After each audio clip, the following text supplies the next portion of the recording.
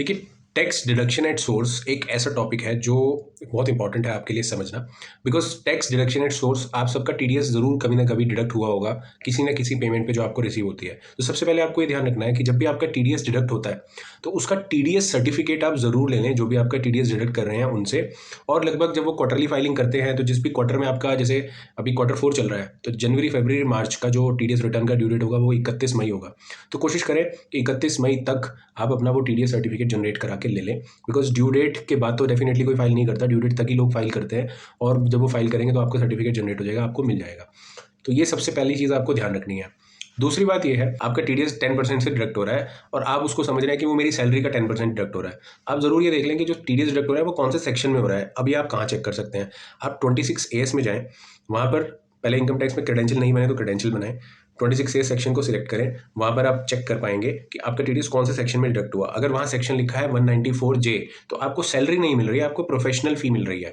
और उसमें 194J में आपका टीडीएस 10% के हिसाब से डिडक्ट हो रहा है। अगर सैलरी होती है तो सैलरी के केस में सेक्शन 192 लिखा होता है। अब ये सेक्शंस दोनों इनकम टैक्स एक्ट के हैं जो मैं आपको बता रहा हूँ। तो ये जरूर ध्यान रखिए कि आपका टीडीएस जो डिडक्ट हो रहा है वो कौन से सेक्शन में हो रहा है। अब आपको ये लगता है कि यार मैं अगर फुल टाइम एम्प्लॉय हूँ तो मेरा टीडीएस तो सैलरी में डिडक्ट होना चाहिए, जो कि करेक्ट भी है। तो जरूर एक बार आप बात कर लें अपने एम्प्लॉयर से। हो सकता है कि आपके जो टर्म्स कंडीशन है या एम्प्लॉयमेंट का जो भी उन्होंने मेंशन किया तो उसमें आप कॉन्ट्रेक्चुअल एम्प्लॉय भी हो सकते हैं। अब इसमें एक और सवाल आता है, अगर कॉन्ट्रेक्चुअल एम्प्लॉय है तो कॉन्ट्रैक्ट होता है तो सेक्शन 194C में टीडीएस कटना चाहिए। तो आप 10% जो टीडीएस डिडक्ट हो रहा है, अगर प्रॉपरली एक रिटर्न कॉन्ट्रैक्ट करते हैं तो आप वो 10% से 2% टीडीएस पर आ सकते हैं 194C के हिसाब से। और प्रॉपरली कॉन्ट्रैक्ट में डॉक्यूमेंटेड रहेगा कॉन्ट्रैक्ट में कि आप कॉन्ट्रैक्ट के अकॉर्डिंगली काम कर रहे हैं और आप दोनों पार्टीज बाइंडिंग है, तो उसमें 2% टीडीएस आपका हो जाएगा सेक्शन 194 कैपिटल सी में। तो मैंने आपको 3 सेक्शन बताया, 192 सैलरी के लिए, 194J प्रोफेशनल फी के लिए, 194J एंड तीसरा मैंने आपको बताया तो मैंने आपको 3 सेक्शन बताए। सेक्शन 192 अगर आपकी सैलरी इनकम है, सेक्शन 194J अगर आपकी प्रोफेशनल टैक्स इनकम है, एंड सेक्शन 194C अगर आपकी कॉन्ट्रेक्चुअल इनकम है।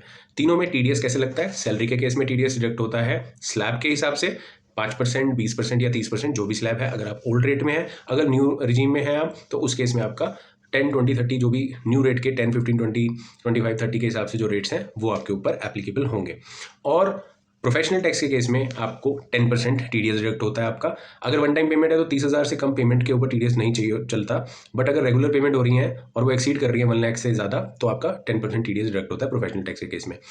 और जो तीसरा मैंने आपको बताया 194C, इसमें फ्लैट 2% डिडक्ट होता है। अगेन कॉन्ट्रैक्ट अगर आपका हुआ होता है तो कॉन्ट्रैक्ट के केस में भी जो लिमिट्स हैं वो इनकम टैक्स लॉ में डिफाइंड है कि किस हिसाब से डिडक्ट होना है, बट 2% डिडक्ट होता है इसमें, है ना। तो ये आप थोड़ा सा ध्यान रखें जब भी आप किसी दूसरी पार्टी के साथ एंगेज हैं और वर्क कर रहे हैं।